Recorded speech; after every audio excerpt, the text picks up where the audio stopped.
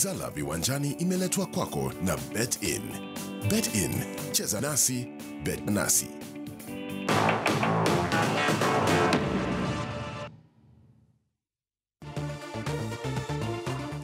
Nacheka mtazamaji kutokana na yale mnayoandika hapa kwenye mitandao kuhusiana na Sekafa kuhamishwa kutoka mjini Kisumu kuja Machakos, na hasa aliyosema Maluda kwamba uwanja tunajua hali ya mvua ilipokuwa, mechi ikahamishwa ikaja Nairobi, na Nick Mwendwa rais wa shirikisho amemjibu akasema uwanja wa Kasarani upo kama plan B. Alikuwa anajaribu kupigia debe uwanja wa Mumias, akaeleza kwamba Buhungu na Mumias ni plan B. Kisha Gilbert Selebo hapa pia anaambia tunaisubiri hiyo Sekafa kwa hamu. Selebo akumbuka ni meneja wa timu ya AFC Leopards iliyotoa ngao ya GoTV na makani itawakilisha Kenya mashindano yale ya mashirikisho. Na weekendi kama uliweza kushuhudia, TP Mazembe siku ya Jumamosi ilitoa taji hilo la mashirikisho baada ya kwenda sare na SuperSport United. Na kumbuka mkondo wa kwanza TP kule nyumbani walikuwa wameshinda magoli 2-1. Endelea kuzungumza nasi hisia zako na maoni baada ya Sekafa kuhamishwa kutoka Kisumu dada na kupelekwa hapa Maya Kuu. Ni KT News, kipindi cha Zilizala viwanjani mtazamaji. Sasa ni awamu ya kutizama magoli, awamu ya kutizama ligi kuu ya Uingereza. Hali ilikuwa kwaje? Tuanzie Old Trafford ambapo Man United ilitokwa na jasho, damu na usaha hadi kupata goli moja muhimu, deflection yake Ashley Young, na kuifunga vijana wale wa Brighton goli moja kavu. Rashford with the ball in. Stevens clear. Ashley Young. That's deflected. Oh, cruel. It's taken a long time in coming. It's cruel on Brighton. Big deflection off Lewis Dunk. Ashley Young will claim the goal. And there is the breakthrough for Manchester United. Well, I'm pleased for Ashley Young because without a doubt he's been the best player on the pitch. Maluda, naona kwamba MVP kivyangu huo mchezo kwangu alikuwa ni Ashley Young. Unajua ni weekend wanacheza baada ya Europa na klabu bingwa. Timu zilipata tabu kweli kweli, na kikubwa Maniu Lukaku akipatikana na hatia huenda akakosa mechi ya Watford, Arsenal na Man City kutokana na hii mechi alimkanyaga Mkamerun Naam. Na ukiangalia itakuwa pigo sana kwa anaitwa Jose Mario dos Santos Mourinho Felix. Manake amekuwa mshambulizi wa maana sana kwa kikosi cha Manchester United. Kwa hivyo akikosekana huenda kutoka nafasi ya pili huenda akajipata ile nambari 4 walipo Arsenal. Na ndo raha yako. Hayo mtazamaji, alikuwa Old Trafford, baraka ya Ashley Young aliweza angalau kuwapa tabasamu wapenzi wa Man United. Na Rafa Benitez unamkumbuka wakati wake akiwa Chelsea, wakati wake akiwa Liverpool. Sasa hivi amekwenda Newcastle, hali si nzuri sana. Akiwa nyumbani anapoteza mechi ya 4 mfululizo, alifungwa si goli moja, si mawili, matatu na mgeni wake Watford. Options for him in the middle. One of them's Will Hughes. He's got a taste for it, hasn't he? A scorer last week against West Ham. He's done the business against Newcastle this weekend. Yet again, it's a brilliant goal from Watford. It's the long diagonal. Cleverly to Richarlison. Zilizala. Oh, deflection and goal! Watford have a second, right on the cusp of half-time. Zilizala made it. It went in off Yedlin. And Newcastle will have it all to do in the second half. Richarlison keeps it in. Keeps Watford on the front foot. And tries to bend that one in for Gray. 3-0 Watford. The day gets better and better for Marco. Hali si nzuri. Kumbuka msimu ukianza alikuwa anasema nyingi kuhusu usajili wa wachezaji. Rafa Benitez, swali ni je, Newcastle salia ni kaka tupu tu la yai ama pana yai? Atakuwa anacheza siku hapo kesho dhidi ya West Bromwich Albion, na hali si nzuri sana kwa Newcastle, maana kabla ya kufungwa matatu alikuwa mfungwa 4-1 na Jose Mourinho pale Old Trafford. Mechi nyingine ilikuwa imesubiriwa kwa hamu, ilizungumzwa kama mechi ya weekendi, vilikuwa vita vya Mjerumani Jurgen Klopp dhidi ya Mwitalia Conte Antonio. Chelsea ilibidi watoke nyuma kupitia goli lake Willian kusawazisha dhidi ya Liverpool. Here's Coutinho. Sifted through for Salah!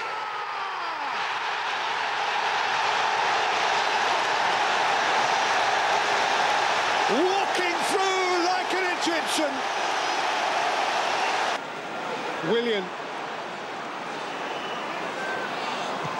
Willian's cross. Willian's goal. Deliberate or otherwise, Chelsea have their equaliser. Out of the blue for the Blues. Huyo ni Peter Drury akilizungumzia goli la Willian. Hata baada ya kutamba katikati ya wiki dhidi ya Karabag aliachwa kwenye bench. Wengi wanazungumzia mabadiliko aliyofanya Conte. Unahisi nani alipoteza alama mbili, nani alivuna kwenye mchezo huo wa Liverpool dhidi ya Chelsea, Maluda? Nafikiri Chelsea ilistahili alama zote tatu. Manake ukiangalia hata ile Willian kuanzisha kwenye kiti, Antonio Conte alikuwa na mawazo kwamba akija ataleta mabadiliko, na ndio hayo tunaona. Tusimkashifu goalkeeper wa Liverpool. Minyole. Naam, tumpongeze Willian. Manake bila yeye kupiga huo mpira na stahili aina yake haangefunga. Na ukiangalia Salah anaishukuru sana Chelsea. Maana alikuwa mwajiri wake. Na bila Chelsea hangefika ligi kuu ya England. Manake hao ndio walimtoa kule Basel, Uswizi. Kwa hivyo kufunga bao hakusherekea, inamaanisha kwamba anaisifu Chelsea, na ndio maana Chelsea walistahili alama zote. Na kwa hakika tuliona maki alivyoshangilia Salah, ananikumbusha kwamba huyu alikuwa mwajiri. Kuna baadhi ya wachezaji wakifunga zilizokuwa timu zao, kwa namna walivyoondoka wanashangilia ni kama wameshinda kombe la dunia, lakini Salah alionyesha heshima. Ananikumbusha Alba Jodi alipofunga bao Barcelona dhidi ya Valencia, hakushangilia sana, maana ilikuwa timu yake ya kitambo. Kwa hiyo heshima. Mo Salah tunamuita Messi wa bara la Afrika, alionyesha heshima kwa Chelsea. Pia kutoka timu yenye ushindani, sio timu hivi tu. Timu hivi ndio nini la utaacha hizo. Na kumbuka pia Jurgen Klopp pia alifanya mabadiliko, maana wachezaji kama Firmino, wachezaji kama Sadio Mane waliachwa nje kutokana na hali alikuwa amejiri kabla hapo, kwa maana alivyocheza dhidi ya Sevilla siku ya Jumanne. Sasa ni yamesemwa sana kuhusiana na uwanja wa Wembley na timu ya Spurs, timu ya Victor Wanyama ambaye ameanza mazoezi. Spurs nyumbani dhidi ya West Bromwich walipoteza alama mbili muhimu kwa kwenda sare ya goli 1-1. Rondon. Strong run by Rondon. It's trickled in and West Bromwich Albion go in front. Tottenham caught cold. Solomon Rondon, who's managed just 2 goals in his last 32 appearances in the Premier League, has put Albion in front, and it's taken them less than 4 minutes. Great strength. They lost it in midfield. Dele Alli was sloppy.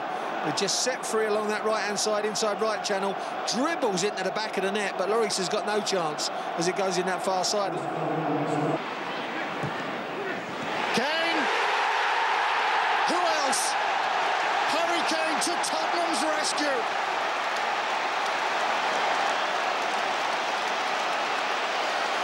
They must have despaired of getting an equalising goal. Commentator anauliza who else. Ukisikia Spurs imefunga bao, hakuna mwingine ila ni Harry Kane ambaye anafukuzana na Salah kwenye jedwali lile la uongozaji wa ufungaji magoli. Ukiangalia hii mechi walipokuwa pale nyumbani, kile kinuksi cha Wembley bado kipo. Na kumbuka ile sare dhidi ya Burnley, tena unaona hapa ilivyokuwa.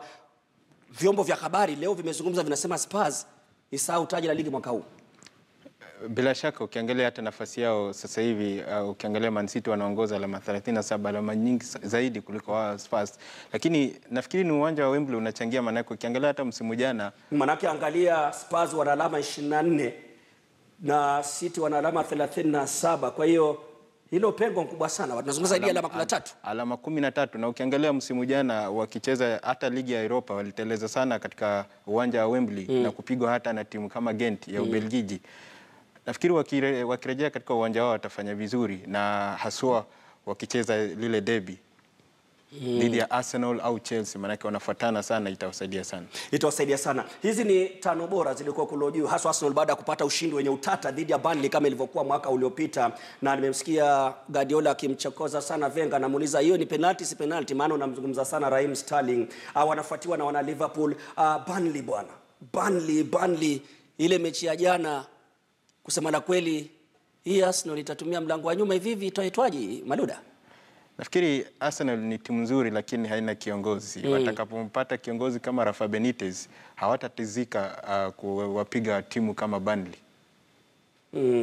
Kisha Southampton inafunga 10 bora hapo, mtazamaji wangu, na itakuwa inacheza mechi muhimu sana ile siku ya Jumatano, maana mechi hizo za Ligi Kuu ya Uingereza zinaendelea hapo kesho kutwa na pia wikendi katika maandalizi tukielekea Disemba na kukaribisha mechi za FA. Mwenzangu Steven Mkangai hayupo studioni leo. Kisa na maana ni kwamba alikuwa amewekeza kwa Spurs na Spurs ilipokwenda sare amepoteza $300,000.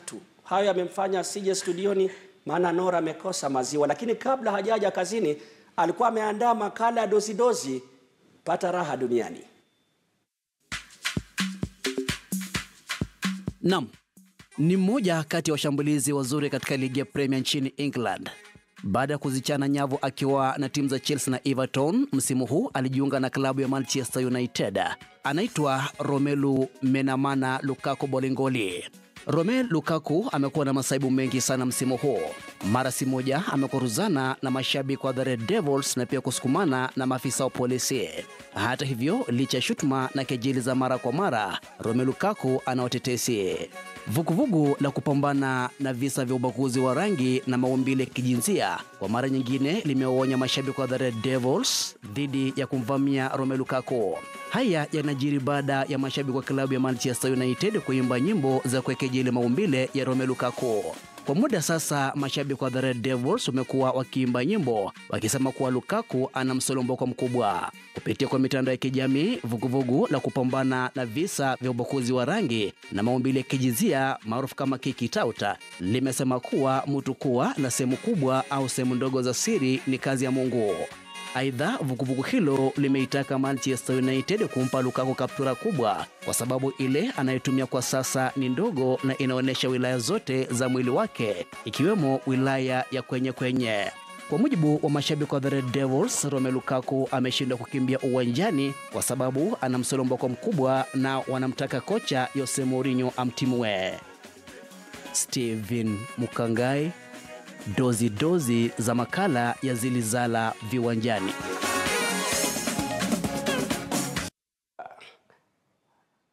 Baba Nora umheshimu Lukaku. Ilibidi utafute jezi ambayo imeraruka kwa pani. Najaribu kugoogle solomboko, naambiwa halipatikani kwenye kamusi ya Kiswahili. Hata hivyo hapa anatizama kipindi hapa na Festus anasema raha sana kuwatizama, na mwingine ni Isaac Lucky anasema kwa hakika sana Spurs iliondoa kwenye hela ilaniwe na isitoe taji lolote msimu huu. Mwingine ni Abdalla anatizama kipindi kutoka pale Kisauni, anasema kipindi kizuri sana. Hivyo sisi wana Man United hata tukipata goli moja mradi alama 3. Kisha mwingine hapa ni Isaac kutoka mjini Kisumu anasema tumenyang'anywa Sekafa haidhuru, lakini anasema kwamba Arsenal imewaibia Burnley. Kwa hiyo Wenger izungumzia hiyo penalty, sizungumzia Raheem Sterling. Maluda tuambie wakati ukuta hawezi shindana nao na kitu kikiwa kitamu wakati unakwenda kasi ajabu. Sanzi imemalizika, labda tutarajie nini wiki hii ijayo? Sekafa ndo hiyo, tunasubiri playoffs ndo hizo, mechi za Ligi Kuu ya Uingereza zitakuwa zinaendelea. Leo kuna mechi ya La Liga, vile vile Ufaransa. Mambo yatafanyika mengi wiki hii. Bila shaka, na haswa siku ya Jumatatu ameizungumzia Nick Mwendo kwamba KPL, wale wajumbe wa KPL timu 18 wenye kituo watakutana ili kuangalia kama kutakuwa na playoff ama kutakuwa. Manake kwa upande wa shirikisho kuna playoff, lakini kwa upande wa KPL hadi wakutane. Kwa hiyo unaona malumbano tena. Na zipo tetesi kwamba wale jamaa wa KPL wanasema kwamba kama hizi sheria lazima zifanye kazi sasa hivi, basi zingetangazwa kabla ya ratiba ya msimu huu itolewe. Sio mwezi wa 3. Na hivyo ndio inafanya ulimwenguni kote. Kwa hivyo tusubiri tuone Jumatano kutakuwa hivi. Kifupi hicho, kizaza hicho, na Jumatano ni kesho kutwa tu. Nikushukuru sana Vincent Opio Maluda kutenga muda kuwa nasi. Wote waliofanikisha kipindi hiki ni washukuru sana tena zaidi. Kumbuka Zilizala viwanjani kila siku za wiki 11 hadi 12. Mimi Hassan Mwana Wali nikiondoka, nampisha Zubeda Kome kwenye kipindi cha Jukwaa ili aendeleze mpira kwa maana kuupiga chobo. Kwaheri.